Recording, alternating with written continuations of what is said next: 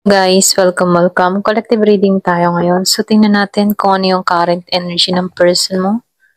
Para to sa mga no contact situation na nakikibalita sa kanilang mga person. So, be open-minded po, hindi po halos lahat makaresonate. Thank you nga po pala sa mga nagsusubscribe, sa mga bumabalik. Maraming pong salamat.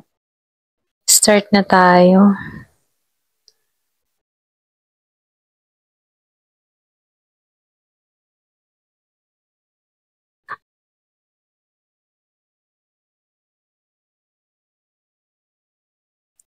Meron akong nakikitang Gemini, Aquarius, Libra. Merong Scorpio, Cancer, Pisces.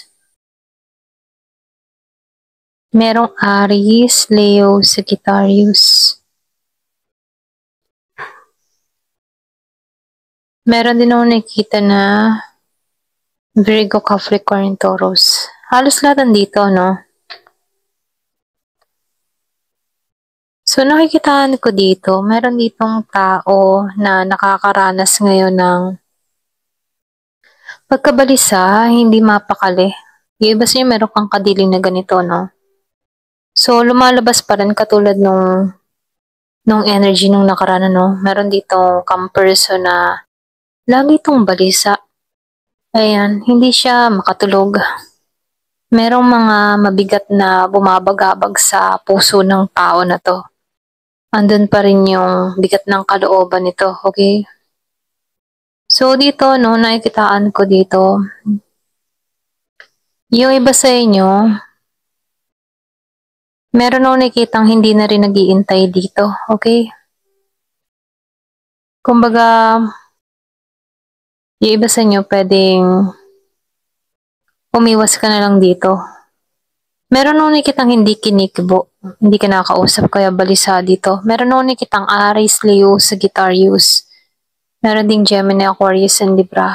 Yung iba sa inyo pwedeng kadiling mo to or pwedeng ganito yung energy nyo, okay? Yung tipo na binaliwala mo to at nagkaroon dito ng pagkabalisa atong tao na to. Meron akong nakikitang tinapos na. So dito, no, nakikitaan ko dito, meron tong gustong mangyari. Or pwede rin sabihin na nais ng tao na to na maging maayos o matagumpay dito. Mga ito yung gusto niya mangyari dito. So dito, meron akong nakikitang hope na parating sa tao na to. Kaya lang hindi pa siya makapag-focus dito dahil may mga gumugulo sa isipan ng tao na to. Okay? Yung tipong meron siyang kinakaharap dito na pagsubok. Maliban sa'yo na gumugulo ka sa isip ng tao na to, pwedeng meron pa tong mga kinakaharap na pagsubok. So dito, lumalabas din dito, magaling to pagdating sa paghawak ng pera. Nakikitaan ko dito, meron kang kadiling dito na maganda yung trabaho, malaking kumita, masipag, masinop. So dito, no, nafe-feel ko dito, gusto ng tao na to na may i-offer sa'yo. Pwede nga iba sa inyo, hindi ka nalang kumikibo dito or iniiwasan mo to. So, nafe-feel ko dito, meron kayong anak. Nakikitaan ko dito, gusto na tong magbigay. Ito rin nakikita ko, meron tong gustong ialok. Ganyan. Kaya lang dito, yung iba sa inyo, nafe-feel ko, no, meron ka ditong tao na pilit-pilit niyang hinahanap yung kaliwanagan sa sitwasyon na kinakaharap niya. Nandito siya sa pagbabago. So, nakikitaan ko dito, merong 5 na numero or pwede rin importanteng numero yung 5 sa'yo. Pwedeng 5 months may naganap sa inyo or 5 years. So, nafe-feel ko dito, merong importante yung 5 na numero. So, lumalabas din dito, no, na merong mga nasayang sa inyo, okay? Kumbaga, kahit, halimbawa, for example, 5 taon na kayong walang usap ng tao na to, meron tong hindi mapakawalan sa'yo. Kumbaga yung damdamin niya dito, andun pa din. Pakaramdam ng tao na to, sariwa pa ang lahat. Kumbaga kahit sobrang tagal na, parang kahapon lang nangyari yung hidwaan niya dito, no? So, lumalabas dito na sariwa pa yung alaala kahit matagal na kayong walang contact ng tao na to, walang usap.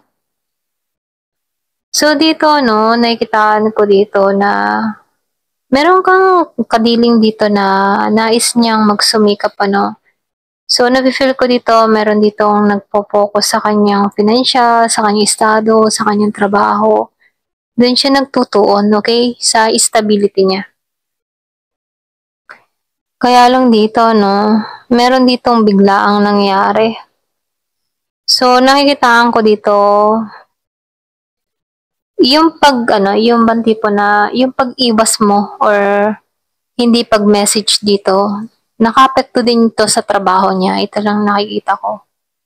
Kumbaga, hindi lang ikaw yung nahirapan, pati itong kadiling mo dito, okay? So, dumating din sa point niya dito na nahirapan to sa kanyang trabaho, naapektuhan din to, okay? Lalo-lalo na yung source of income bago makabawi itong tao na to sa nakaraan. Ito lang nakikita ko dito, no? So, dito, lumalabas, meron biglaang nangyari na ganap, pwedeng sa'yo or pwedeng dito sa person mo. So, piliin mo energy mo ba to, okay? Kung ganito yung energy mo, no? Meron akong nakikitang vlogger, content creator, para bang naisalba siya ng ganitong ginawa niya, okay, sa social media.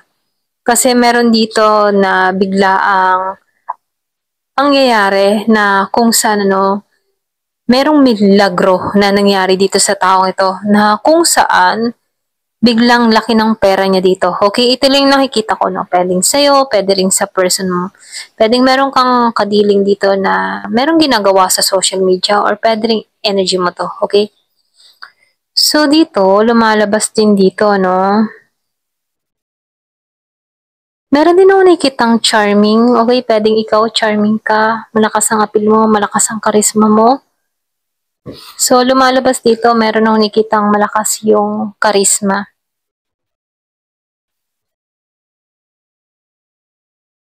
Nakikitaan ko dito, yung iba sa inyo, nakikitaan ko dito sa person mo, no, wala siyang natutunan sa mga nangyari sa inyo. I mean, ano, yung bang tipo na sa mga pinagdaanan nyo, okay, meron pong panghihina ng loob. Lalo-lalo na nung hindi kayo nagkikita ng tao na to. Para bang nawala yung kanyang sigla dito. Ito lang nakikita ko, no. So, yung iba sa inyo, meron kayong distance ng tao na to. So, lumalabas dito, no, wala siyang lakas ng loob na harapin ka, hindi niya pa kaya, or pwede rin ikaw, wala kang lakas na harapin tong tao na to.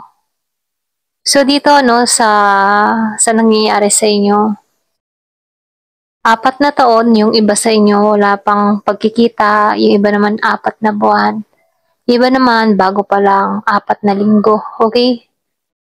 So, nafe-feel ko dito, meron ditong feeling, ano siya, feeling, yung man tipo na hindi siya matagumpay, feeling niya lost siya, nawalan siya ng sigla, nawalan siya ng gana.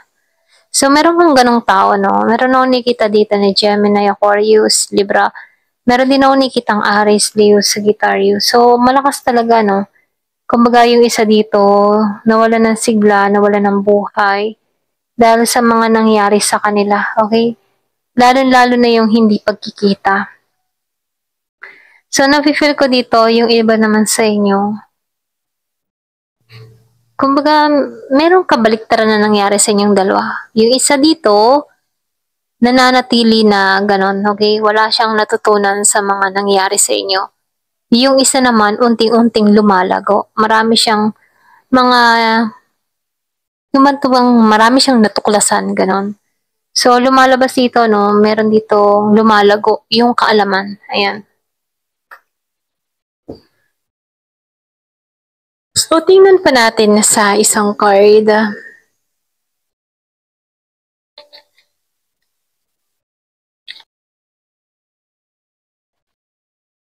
Give me the message. Ano pa yung mensahe?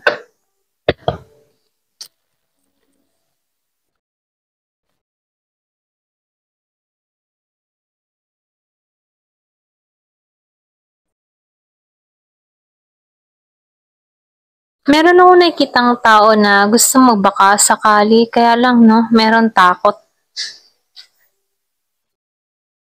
Kumbaga, meron din ditong takot na sumugal sa connection na to.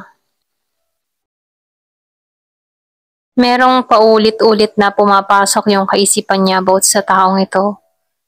So, lumalabas dito, no, yung sinabi ko kanina, sariwa pa lahat yung mga alaala. Andun pa rin, okay? Kumbaga, feeling ng tao nito, nung nakaraan lang kayo ng nagkagano, nagkaaway, nagkatampuhan.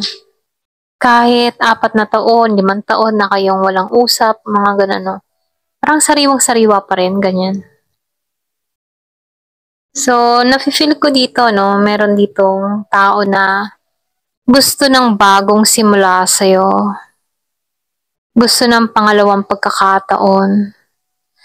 Yung bang pangalawang pagkakataon na meron ng growth and transformation, yung may pagbabago. Hindi na tulad ng dati na walang sigla sa isa't isa. Gusto ng tao na to yung mas malalim na connection.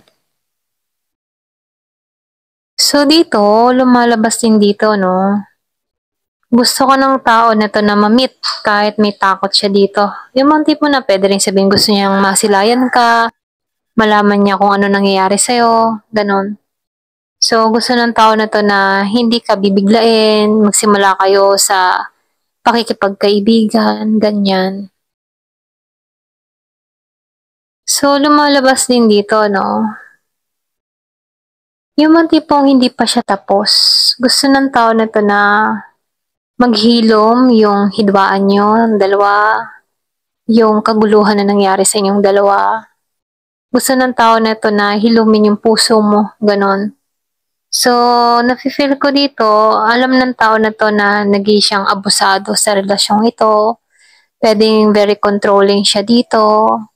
So, lumalabas dito na may addiction. Yung iba sa inyo, meron kang person na merong addiction, okay?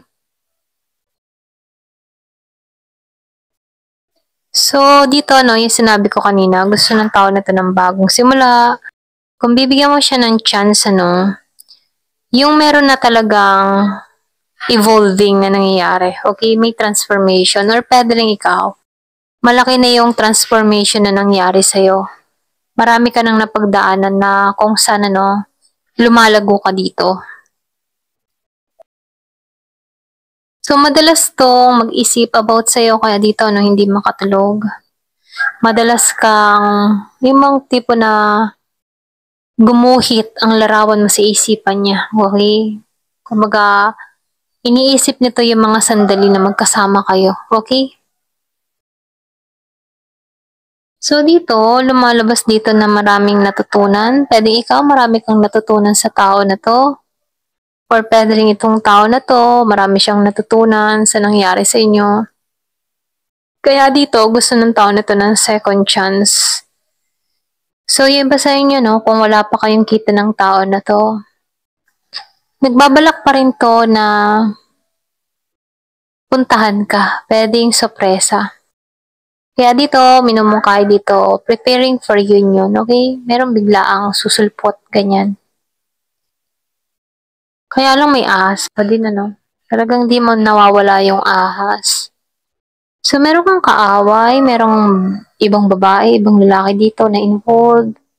Kumbaga, kahit yung mga tipong inaalam yung nangyayari sa'yo, pwede rin sabihin na siya yung tipo ng tao na malaki yung insecure, okay, sa katawan, ganyan. So, meron separation. Pwedeng ito din yung naging dahilan ng hiwalayan nyo, itong ahas na to. Okay? Ito lang yung nakikita ko, no? So, dito, the more na yung naghiwalay kayo dito, doon naramdaman ng tao na to yung lungkot. So, nagigitong malulungkutin, nagigiting bitter, mainitin ng ulo. Miss ka ng tao na to. Hindi niya alam kung Meron pa ba naghihintay sa kanya sa future, okay? Yung bang kahit may mga bagong dumarating, hindi niya feel. Ayan, iba yung presensya mo, okay? Thank you for watching. Love and peace.